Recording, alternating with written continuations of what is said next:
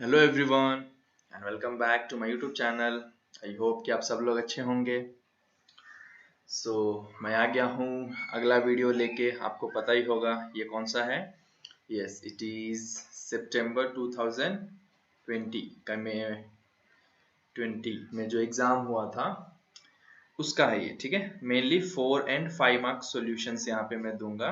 जो भी क्वेश्चन पूछे गए थे 4-5 मार्क्स के, उनके बारे में यहाँ हम डिस्कस भी करेंगे और उनको सॉल्व भी करेंगे। ठीक है, तो आप भी नोटबुक और पेन वगैरह लेके बैठ जाओ। देखो क्वेश्चन, पहले अपने से ट्राई करो सॉल्व करने की। अगर नहीं आता है तो फिर वीडियो देख के आप करो। ओके, तो चलो सबसे पहला क्वेश्चन लेते हैं, क्वेश्चन नंबर 34। बट उससे पहले क्या, हाँ, सब्सक्राइब जरूर कर दो अगर नए हो तो। पुराने हो तो भी लाइक कर दो, कमेंट करना बाद में और शेयर करना ना भूलना। ठीक है, तो चलो स्टार्ट करते हैं फर्स्ट क्वेश्चन से।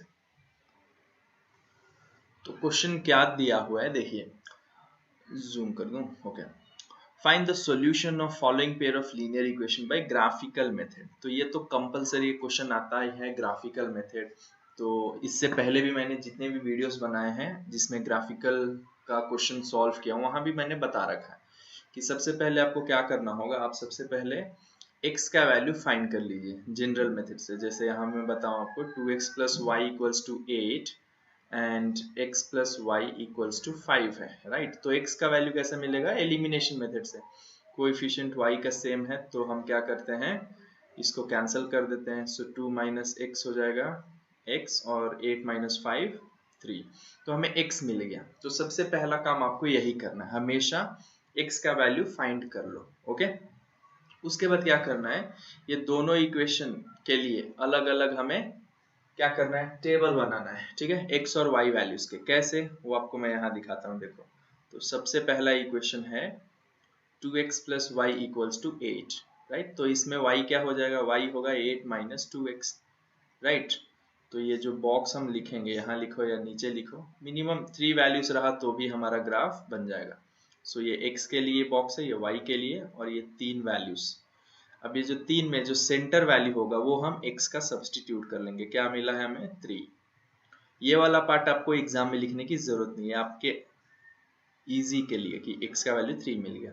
अब देखो इस इक्वेशन में y is equal to 8 minus 2x में डिनोमिनेटर में क्या था, कुछ नहीं, मतलब 1 है। तो मतलब यहाँ भी वही करना, लेफ्ट में एक कम तो 3 से कम 2, और राइट में एक ज्यादा मतलब 4। ये वैल्यूज लेके y का वैल्यू फाइंड कर लो। तो व्हेन, इस इक्वेशन में ये जो अभी मिला इसमें, व्हेन x इज 2, y क्या हो जाएगा भाई, 8 माइनस 2 इंटू 2, ऐसे।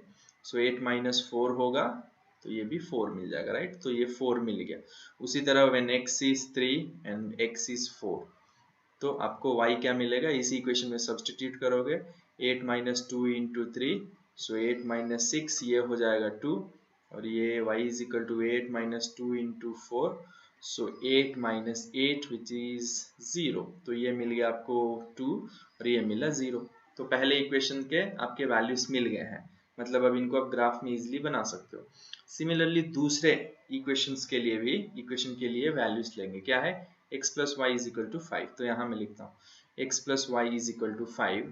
तो इससे y क्या होगा, इट इज 5 माइनस x, मिल गया। अब इसके लिए भी एक बॉक्स बनाना है हमें, सेम वैसे ही x y, यहाँ भी आप 3 अननोन वैल्यूज लिखिए। x का वैल्यू क्या मिला था हमें, 3, सेम 3 लेंगे। और यहाँ देखो y में जो इक्वेशन मिला 5 माइनस एक्स, इसका डिनोमिनेटर में क्या है, कुछ नहीं, मतलब 1 ही होता है ना। अगर मैं 2 लिखूं या 2/1 लिखूं, इट इज सेम। तो डिनोमिनेटर में 1 है तो एक कम मतलब 2, और इधर एक ज्यादा मतलब 4, बस ये वैल्यूज मिल गए। अब वही सेम फॉलो करना जैसे वहां किया। When x is equal to 2, y क्या हो जाएगा, 5 माइनस 2, तो ये 3 मिला। वही, लेकिन इक्वेशन अलग है, x is 3 and x is 4। तो y मिलेगा 5 माइनस 3 दैट इज 2, यहाँ पे 2 होगा, और यहाँ हो जाएगा 5 माइनस 4 दैट इज 1। तो this is 1।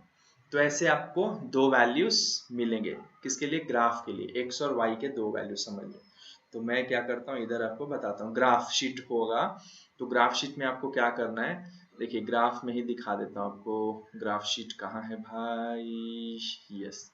So graph sheet आ जाओ। ओके, तो समझ लीजिए ऐसा ग्राफ शीट है ये। ओके, और छोटा अगर किया जाए, हाँ, तो एग्जाम में ऐसे आपको पहले तो ये x और y के वैल्यूज स्ट्रेट लिखिए। यहाँ पे नहीं बन पा रहा बट आप स्ट्रेट ही लिखो, इधर x इधर y, राइट। ग्राफ शीट ऐसे ही होता है ना। हाँ चलो, एक यूनिट को आप देखो, x का वैल्यूज यहाँ पे क्या है, यहाँ पे है 2 3 4, यहाँ भी है 2 3 4, मतलब x की तरफ आप 1 से शुरू कर सकते हैं, 1 2 3 4 5 ऐसे कुछ, ठीक है, एक एक यूनिट। और y की तरफ स्मॉलेस्ट 0 दिख रहा है, हाईएस्ट 4, यहाँ 1 2 3, मतलब 1 से 4, 0 से 4 तक, तो 0 1 2 3 4 5। अब यहाँ पहले आप स्केल लिख दो, scale along x axis. x axis में हमने एक यूनिट, इस बॉक्स को बोलते हैं एक यूनिट, इधर से इधर एक यूनिट को कितना लिया है, 1 लिया है, राइट। एक एक गैप लिया, 1 गैप है पूरी तरफ। उसी तरह y एक्सिस क्या है भाई, देखो गौर से, सेम वो भी 1 है, तो 1 यूनिट इज 1 ओनली। तो अब वैल्यूज, जब x 2 है y 4 है, तो यहाँ 2 और यहाँ 4 इधर आएगा, 3 2 x 3, y कितना है 2 इधर आएगा, 4 0 x 3 x 4 y 0। तो ये तीन वैल्यूज मिली, इसको आप ऐसे ज्वाइन कर दो, वैल्यूज भी लिख दो 2,4 और इसका है 3,2 और इसका है 4,0। अब इसी तरह दूसरा ये वाले 2 3, ये 2 है ये 3 है, लगभग इधर आएगा, 3 2 ये तो सेम इधर ही आएगा, 4 1 4 और 1, तो इनको आप ऐसे ज्वाइन कर दो, ये सेंटर से ऐसे ज्वाइन होगा। ओके, और 5 वैल्यूज लेते आप और एक इधर, तो और थोड़ा बड़ा ग्राफ बनता तो भी चलेगा। ये वैल्यूज के आप इधर लिख लो, सेम ही है, ये 4,1 है, तो ये कौन से पॉइंट पे मैच हो रहा है, 3,2 पे। तो हम आंसर भी लिख देंगे कि from the graph, okay, from the graph the value of x is how much 3 and y is 2। यहाँ भी देखना वही होगा, वही दो वैल्यूज होंगे जो कि सेम होंगे, इधर और इधर, देखो तो इससे भी पता चलता है। और ये ग्राफ में जब हमने प्लॉट किया तो एक इंटरसेक्टिंग लाइन मिला ऐसे, और ये जो पॉइंट है वही हमारा आंसर है। समझ में आया आपको? तो ऐसे आप करेंगे तो 4 मार्क्स इजीली मिलेगा। तो इधर जो 4 मार्क के सेक्शन है, सबसे इजी क्वेश्चन यही है। ओके, तो चलिए आगे बढ़ते हैं दूसरे क्वेश्चन की तरफ 4 मार्क का। तो चलिए अब आते हैं अगले क्वेश्चन पे। क्या दिया question, an aircraft flying parallel to the ground in sky from point A through the point B is observed. The angle of elevation of aircraft at A from a point on the ground level ground is 60 degree. After 10 seconds, it is observed that the angle of elevation of aircraft at B is found to be 30 degree. Okay, from the same point, find at what height the aircraft is flying if the velocity of aircraft is 648 kilometer per hour. Okay, take root 3 as 1.73. Okay, सो ये trigonometry का question है, applications of trigonometry का। तो इस question को भी easily कर सकते हैं। देखिए यहाँ पे क्या बोला है कि एक एयरक्राफ्ट था, समझ लो यहाँ पे वो एयरक्राफ्ट था, तो ए से बी वो ट्रैवल हो रहा है, correct, on the level parallel to ground. तो जब ए के पास था वो, तो एंगल ऑफ एलिवेशन क्या था, जब हम ए ओ से देखेंगे तो ये 60 डिग्री था, करेक्ट। ए के पास 60 डिग्री एंगल ऑफ एलिवेशन है, मैं यहाँ आपको बताने के लिए ऐसे लिख रहा हूँ। और कितने टाइम के बाद वो बी के पास चला गया, आफ्टर 10 सेकेंड, टाइम लगा 10 सेकेंड, और वो बी के बाद गया, कितने सेकेंड के बाद, 10 सेकेंड के बाद बी के पास गया, तब एंगल ऑफ एलिवेशन उसी जगह से कितना था, 30 डिग्री था, करेक्ट। अब बोले हैं कि अगर हाइट पता करना है, अगर velocity of aircraft is, velocity दिया हुआ है मतलब स्पीड दिया हुआ है कितना, 648 किलोमीटर पर आवर, ये आवर में है, किलोमीटर पर आवर। ओके, तो अगर स्पीड इतना है तो पता लगाओ डिस्टेंस, ये हाइट क्या होगा, height of the aircraft flying, यहाँ से यहाँ का हाइट बताना है, ये समझ लो ग्राउंड से इसका हाइट बताना है। तो अगर मैं इसको ऐसे ज्वाइन करूँ, अगर आप गौर से देखो, अगर इसको इसे हॉरिजॉन्टली ज्वाइन किया जाए तो ये ऐसे दिखेगा, और ये सेम ये भी ऐसे दिखेगा। अगर नाम दे दूं मैं तो ये समझ लो ओ ए बी दिया, इसको मैं सी मान लेता हूँ और इस पॉइंट को डी। तो अब गौर से देखो, ए सी और बी डी इक्वल दिख रहा है, A C is equal to B D, है ना, मतलब ए सी जितना होगा बी डी भी उतना ही होगा। और यहाँ भी सी डी और ए बी इक्वल दिख रहा है, C D is equal to A B दिख रहा है। और ये लेकिन मालूम नहीं है, ओसी हमें मालूम नहीं है, ओसी को ओसी रखते हैं। करेक्ट, ये तो समझ में आ गया ना आपको। हाँ, तो देखिए हाइट क्या है, ये ए सी और बी डी क्या है, ये है height of what, the height of aircraft flying. Aircraft कितने ऊंचाई पे उड़ रहा है वो है एयरक्राफ्ट फ्लाइंग है, ठीक है। और ये सी डी और ए बी क्या है, it is the distance travelled by aircraft in 10 seconds. Okay, ये क्या है, it is distance travelled by aircraft from A to B in कितना सेकेंड, 10 सेकेंड। ओके, और वेलोसिटी दिया हुआ है, बट यहाँ देखो भाई ये वेलोसिटी किलोमीटर पर आवर में है, राइट। और ये जो डिस्टेंस दिया हुआ है क्वेश्चन में हमारे, वो किस में है, सेकेंड में है, ये टाइम सेकेंड में है। तो हम क्या करेंगे, इसको मीटर पर सेकेंड में कन्वर्ट कर लेंगे। तो देखो velocity is equal to 648 kilometre per hour है।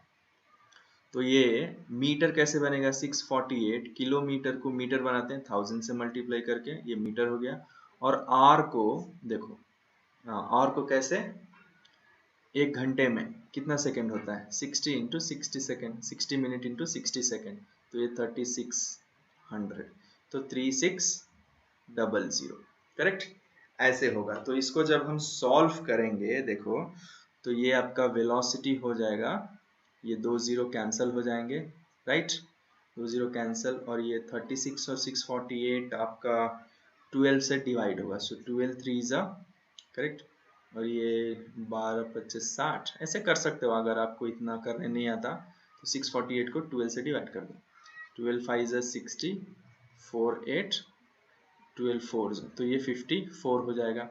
बट ये 3 और 54 एक दूसरे से डिवाइड होंगे, सो 54 को जब आप 3 से करोगे तो कितना, 18 आता है, 18 3 ज़ा, तो ये 18 मिलेगा, करेक्ट। और इंटू क्या है ये 10, तो कितना हो गया 180 मीटर पर सेकेंड हो गया स्पीड, ठीक है, या स्पीड वेलोसिटी जो भी बोल लो, 180 मीटर पर सेकेंड, मतलब एक सेकेंड में कितना डिस्टेंस ट्रैवल कर रहा है, 180 मीटर।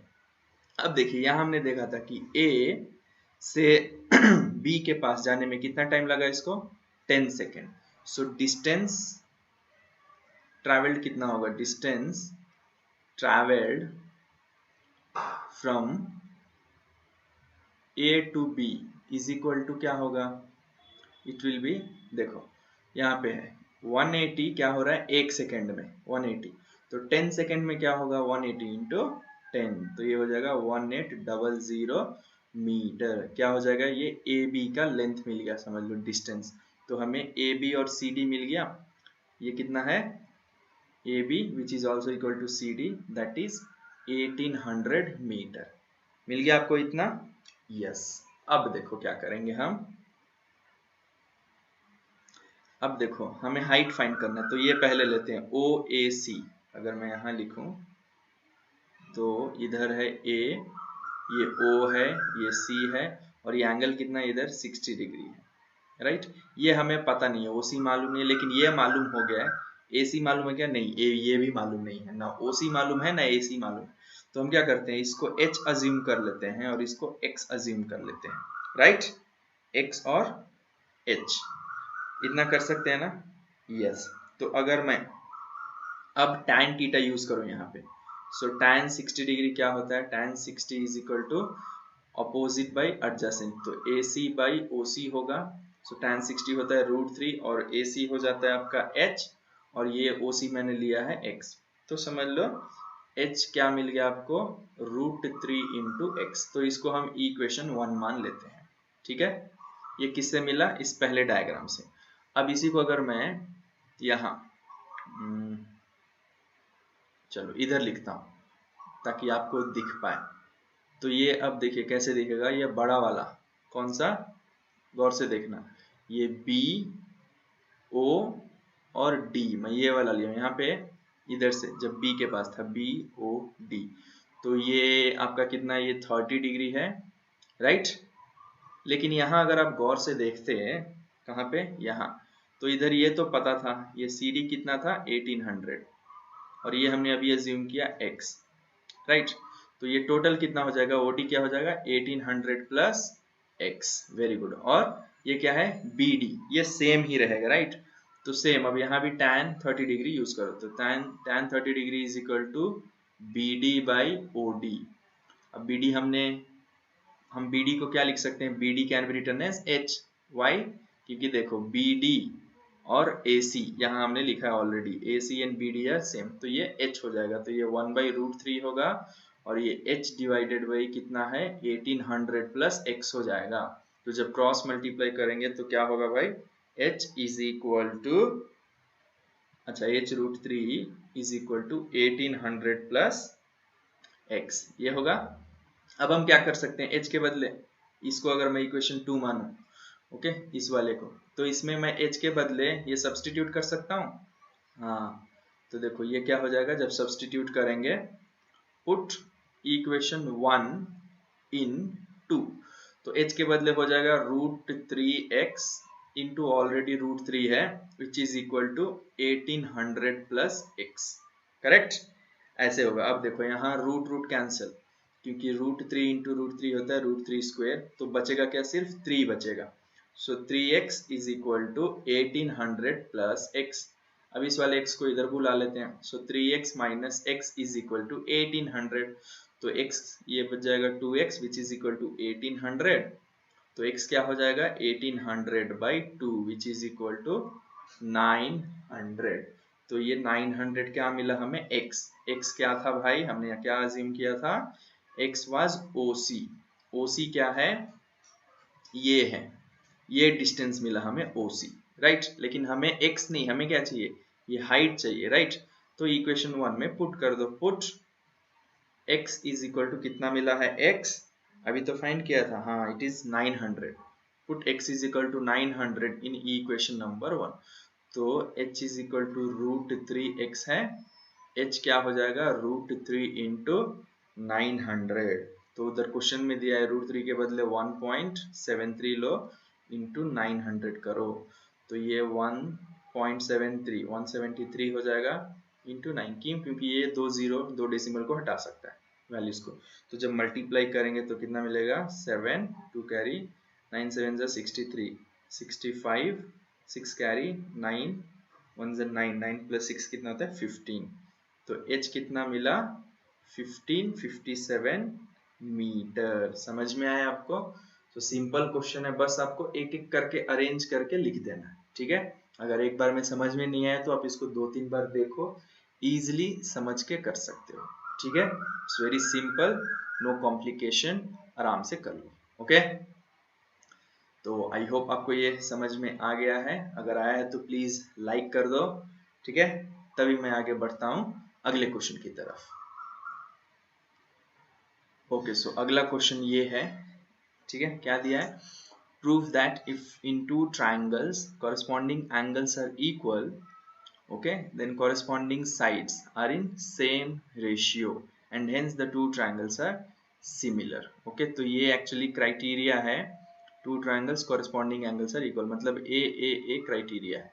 तो इसके ऊपर मैं वीडियो बनाऊंगा कुछ दिन में, अगर आप लेट से देख रहे हो तो अब तक बना चुका रहूंगा, उसका लिंक आपको डिस्क्रिप्शन बॉक्स में मिल जाएगा, क्योंकि थियरम्स के मैं सेपरेट वीडियोस बनाया हूँ, ठीक है, तो वहां से आप देख के इसको सीख लेना, ओके।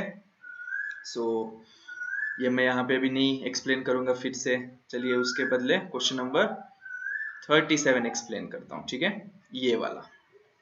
तो क्या दिया है क्वेश्चन में, देखिए, a medicine capsule is in the shape of a cylinder with hemisphere stuck to each other at of its ends.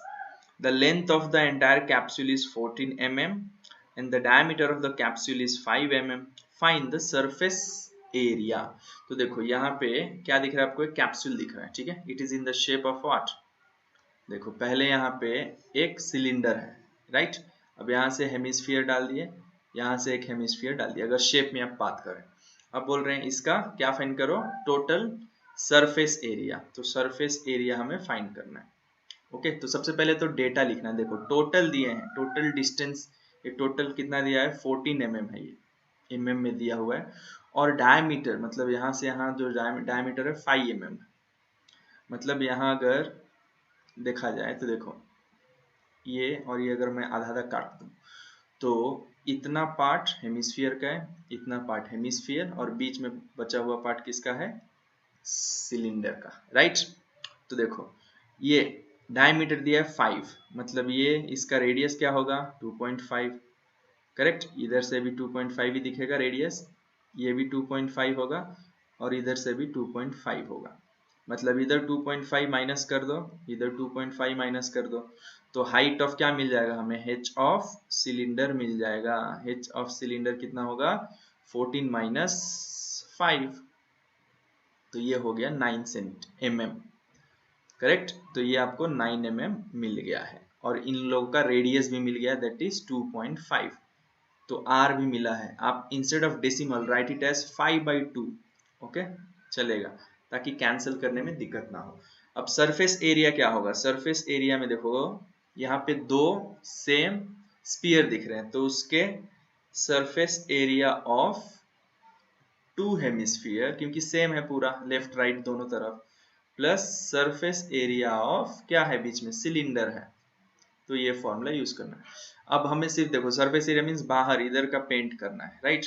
ये ढका हुआ नहीं है, मतलब इसका भी एल से होगा और इसका भी एल से, लैटरल।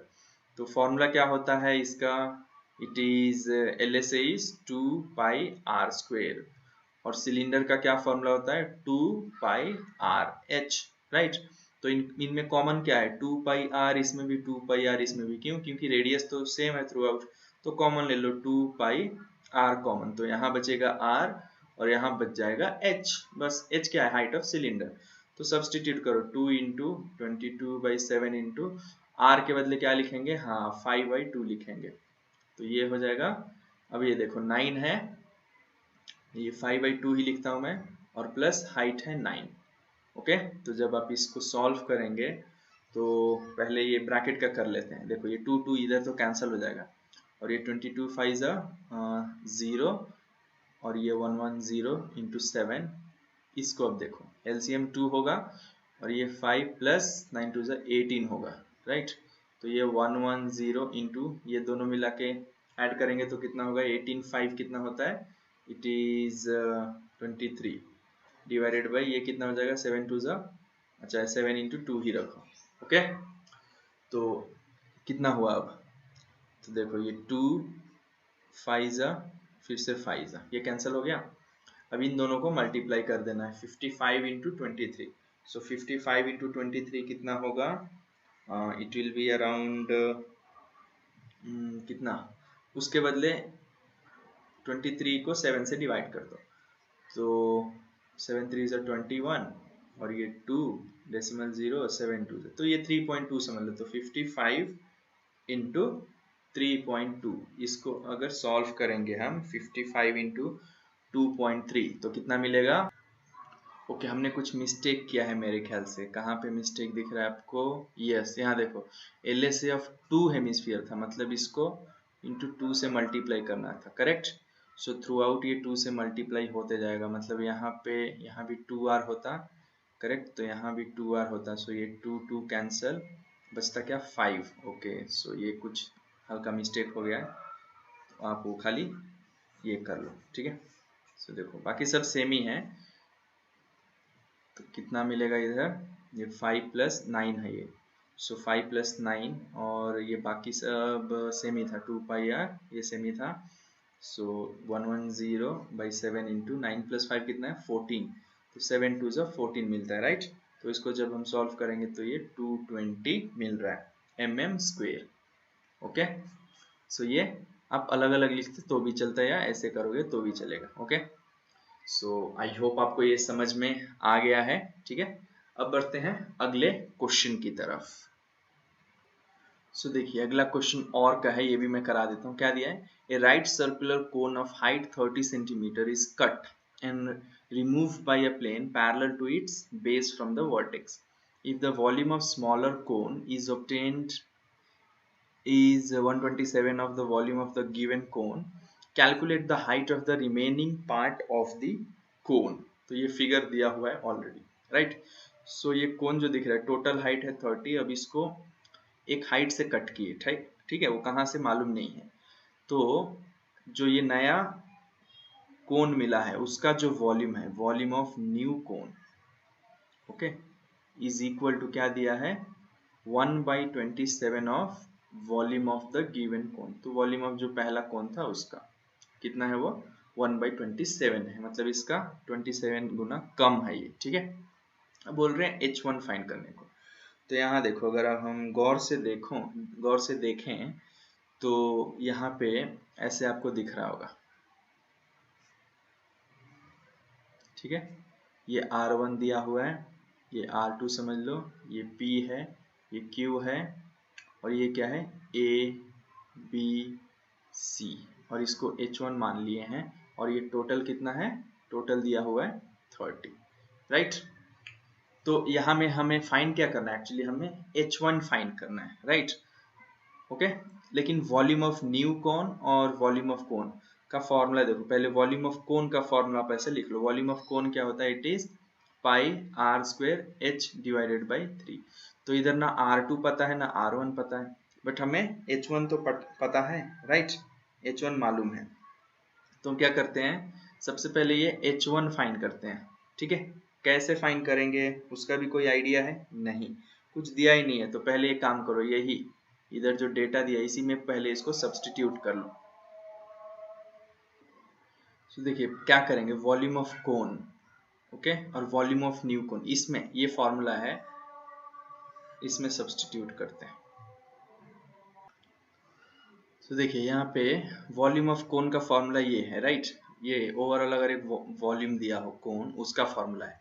अब इस इक्वेशन में हमें सब्स्टिट्यूट करना है, volume of new cone, NC लिखता हूँ, is equal to 1/27 of volume of the big cone. अगर मैं बिग कोन लिखूँ BC, तो वॉल्यूम ऑफ न्यू कोन का फॉर्मूला क्या हो जाएगा? सेम यही, पाई, न्यू कोन का रेडियस क्या है? R1, तो यहाँ पे हम लिखेंगे R1 square into H1 divided by 3।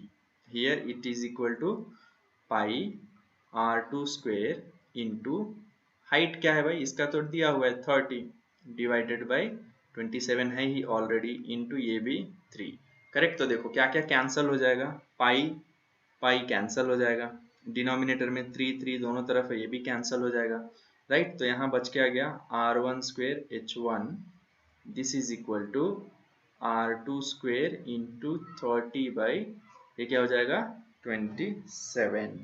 Okay, इतना समझ में आया आपको? चलिए अब आगे बढ़ते हैं। देखिए आगे क्या करेंगे, हम पूरे अननोन को एक तरफ और नोन वैल्यूज को एक तरफ लिख लेते हैं। तो देखिए ये R1 स्क्वेयर H1, R2 भी इधर आएगा तो denominator R2 square, and this will be equal to क्या है इधर? 30/27। ये इक्वेशन 1 मान लेते हैं। इतना आपको समझ में आया ना? ओके, तो अब देखिए आगे यहाँ पे क्या कर सकते हैं। Yes, here you just look at this now. इस फिगर में जब आप देखो तो यहाँ पे आपको क्या दिख रहा है? See here, if you see this ABC triangle ABC, अच्छा दूसरा पेन यूज करता हूँ, ये ABC, okay, this is similar to triangle what? It is similar to triangle APQ, correct, ये बड़ा ट्रायंगल। तो हम बोल सकते हैं क्या कि R1/R2 एज पर BPT, R1/R2 is equal to what? H1/30, है ना। Smaller by bigger side is equal to smaller side by ये बिगर साइड। तो इससे हमें क्या मिलता है? R1/R2 के बदले हम क्या लिख सकते हैं? H1/30, right. तो ये हम अब क्या करेंगे, इधर सब्स्टिट्यूट कर देंगे। R1/R2 के बदले यहाँ देखो गौर से, R1/R2 दोनों होल स्क्वायर है, स्क्वायर स्क्वायर तो दोनों होल स्क्वायर हो जाएगा। H1 इज इक्वल टू 30/27 है। अब R1/R2 के बदले अब क्या सब्सटीट्यूट करते हो, H1/30, हाँ H1/30 होल स्क्वायर सब्सटीट्यूट कर सकते हैं, into H is equal to 30/27, right. तो अब देखो ये जब सॉल्व करेंगे तो यहाँ H1 स्क्वायर होगा इंटू ऑलरेडी एक H1 है डिवाइडेड बाई 30 स्क्वायर कितना होता है 900 विच इज इक्वल टू 30/27। तो ये हो जाएगा आपका H1 cube divided by 900 which is equal to, पूरा सॉल्व करते हैं, 30/27। तो ये जब क्रॉस मल्टीप्लाई करेंगे तो H1 होल क्यूब इधर ही रहेगा, 30 इंटू 900 इधर आ जाएगा एंड दिस डिवाइडेड बाई ये ऑलरेडी 27 है, करेक्ट। तो देखो ये मल्टीप्लाई करते हैं, 9 3 ज़ा 27 और कितने जीरोस हैं 1 2 3, तो 3 जीरोस डिवाइडेड बाई 27, सो 27 1 ज़ा गया, साथ में 3 जीरो, तो H1 क्यूब कितना मिला भाई 1000। तो H क्या हो जाएगा, H1 क्या हो जाएगा, it is cube root of 1000। Cube root of 1000 क्या होता है 10 ही होता है ना, हाँ। तो हमें क्या मिल गया, H1 मिल गया, क्या है ये H1, ये वाला। AB मिल गया, AB कितना मिला 10 सेंटीमीटर, सब सेंटीमीटर में था ना, हाँ 10 सेंटीमीटर। तो हाइट ऑफ रिमेनिंग पार्ट बोला है, मतलब ये वाला पार्ट, तो वो क्या हो जाएगा, टोटल देखो टोटल है AP is equal to AB plus BP है, राइट। तो AP कितना है 30 इज इक्वल टू AB अभी मिला 10, हमें क्या फाइंड करना है BP। तो BP क्या हो जाएगा भाई, yes 30 minus 10 which is equal to 20 centimetre. तो हम लिख देंगे the height of the remaining part of the cone, तो यही है ना remaining part of the cone is equal to 20 centimetre. तो इजी क्वेश्चन है, आप स्टेप बाय स्टेप करोगे तो कर लोगे, ओके। अब ये मुझे सिखाना होता है आपको, इसीलिए मैं आधा इधर आधा उधर लिख के स्टेप बाय स्टेप एक्सप्लेन करता हूँ, बट आप करो तो सिस्टमेटिक वे में एक ही बार एक ही पेज में एक एक करके करते जाइए, आपको और अच्छे से समझ में आएगा, ओके। सो आई होप आपको ये समझ में आ गया है। इसी के साथ बढ़ते हैं लास्ट क्वेश्चन की तरफ। सो 4 मार्क क्वेश्चंस हो गए हैं पूरे, अब ये लास्ट 5 मार्क क्वेश्चन बचा है। और ये जो सितंबर 2020 का पेपर आया था जो कि सप्लीमेंट्री में था, वो थोड़ा उसका डिफिकल्ट लेवल थोड़ा ज़्यादा था, क्योंकि आप जितने भी क्वेश्चंस देखो 3 मार्क्स में बहुत ही अजीब व गरीब हैं, राइट। तो प्रैक्टिस हुआ रहेगा तो कर सकते हो, वरना जो बेचारे फेल होते हैं उनके लिए फिर से वैसा पेपर आ जाए, सप्लीमेंट्री उन्हीं के लिए होता है ना जो फेल होते हैं। तो सोचिए मतलब कि बेटा फिर से फेल हो जाओ, सो बेहतर होता है अप्रैल में ही आप एग्जाम क्लियर कर लो, ठीक है, क्योंकि तब क्वेश्चन पेपर मॉडरेट लेवल का होता है, ना टफ ना easy, it will B moderate, आराम से पास हो सकते हैं अच्छे स्कोर के साथ। ओके, तो यहाँ देखते हैं क्या दिया है क्वेश्चन में। ये भी देखो अजीबोगरीब क्वेश्चन है बट मजेदार क्वेश्चन है, क्यों, देखो the common difference of two arithmetic progressions are equal, the first term of first progression is 3 more than the first term of the second progression. If the 7th term of first progression is 28 and 8th term of second progression is 29, then find the both different APs. तो यहाँ दो दो AP दिया हुआ है, अब समझ लो एक AP होता 1 2 3 4 ऐसा एक AP होता, और एक AP दे दिया है ये अलग है, इसको समझ लो 2 4 6 8 ऐसा कुछ दिया है, लेकिन हमें मालूम नहीं, तो हम क्या करेंगे इन दोनों को ऐसे लिखेंगे, ये AP नंबर 1, ये ऐसे मान लेते हैं कि this is our first AP and this is our second AP, okay, इसको ऐसे बनाते हैं। अब देखो पढ़ो, the common difference of two different APs are equal, मतलब इधर का जो D है it will be equal to here, right. So ऐसे मैं लिख देता हूँ क्या, D1 D2 दोनों में क्या है इक्वल है, D1 of first AP is equal to what, D of second AP। दूसरा, the first term of first progression is 3 more than the first term of second progression, मतलब इसका A समझ लो कुछ A था, ओके, A ही था, अब सब A ही लिखेंगे तो दिक्कत हो जाएगा, तो इसका मान लेते हैं फर्स्ट टर्म कुछ X था, तो यहाँ बोल रहे हैं इसका फर्स्ट टर्म क्या था, it was the first term of first progression is 3 more then first term of second progression, तो सेकेंड प्रोग्रेशन जितना भी था इसमें जो फर्स्ट टर्म था इससे ये कितना है 3 ज्यादा है, तो समझ लो ये x है तो ये कितना हो जाएगा 3 प्लस एक्स। समझ में आया? अब आगे दिए if the seventh term of first progression is 28, ए 7 दिए हैं कितना, it is 28 and the eighth term of second is 29, तो इधर ए 8 दिए हैं, कितना है ये 29। Then find the A P, मतलब यहाँ भी आपको a1 a2 a3 फाइंड करना है और ज्यादा भी कर सकते हैं, यहाँ भी वही a1 a2 a3 फाइंड करना है। लेकिन ये एक बात याद रखना है, इधर a अलग है इधर a अलग है, क्या सेम है, ओनली डिफरेंस सेम है, राइट। मैंने यहाँ पे अज्यूम किया है क्या, x अज्यूम किया है ताकि कंफ्यूजन ना हो, दोनों तरफ a लिख देंगे तो दिक्कत होगा। ओके, तो कैसे करेंगे इसको, कैसे करेंगे भाई, इजी है। देखो यहाँ क्या दिया है a7, तो a7 के बदले क्या लिख सकते हैं, a प्लस 60 लिख सकते हैं, a प्लस 60 कितना है 28, राइट। अब a के बदले क्या लिख सकते हैं हम, a के बदले यहाँ पे what we can write 3 plus x लिख सकते हैं, राइट। तो चलो मैं लिख देता हूँ 3 plus x plus 6d is equal to 28, तो x plus 6d is equal to 28 minus 3 हो जाएगा, तो ये x plus 6d is equal to कितना हो गया ये 25, ये इक्वेशन 1 मानते हैं, एक से मिला। दूसरे का दिया था a8 इज इक्वल टू 29 दिया था, तो a8 को हम क्या लिख सकते हैं, a plus 7d equals to 29, but a के बदले यहाँ पे क्या लेना है x, तो ये क्या हो जाएगा x plus 7d equals to 29, तो ये हो गया इक्वेशन नंबर 2। अब 1 and 2 आपको लीनियर इक्वेशन जैसा दिख रहा है, तो यहाँ मैं करता हूँ सॉल्व 1 and 2, तो ये है x plus 6d equals to 25 और दूसरा है x plus 7d equals to 29, तो x x सेम है, सब्ट्रैक्ट कर देते हैं तो पूरा ही हो जाएगा सब्ट्रैक्ट, तो ये कैंसल और ये minus d is equal to -4, दोनों माइनस कैंसल, तो d मिल गया 4। अब ये d क्या है, d है कॉमन डिफरेंस, दोनों का कॉमन डिफरेंस क्या था, सेम था, राइट। तो इधर का भी d सेम होगा, यहाँ भी d मिल गया कितना 4 और यहाँ भी d मिल गया 4।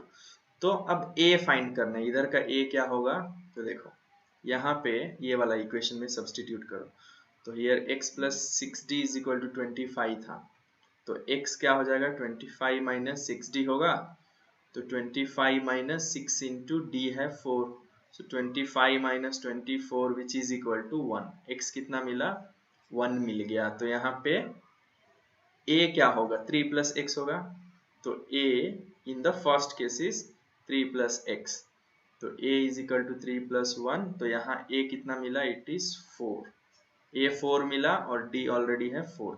अब यहाँ पे a कितना मिलेगा, देखो a को हमने क्या अज्यूम किया था x, तो x तो यहाँ ऑलरेडी मिल गया, x इज 1, तो here a is equal to x which is equal to 1, तो देखो दोनों में a और d मिल गया, तो फर्स्ट AP क्या होगा भाई, a plus d a plus 2d ऐसे ही डैश डैश डैश, तो फर्स्ट AP में a है कितना 4 और d भी है 4, तो 4 प्लस 4 8, 8 प्लस 4 12, 12 प्लस 4 16, ये हो गया ऐसे।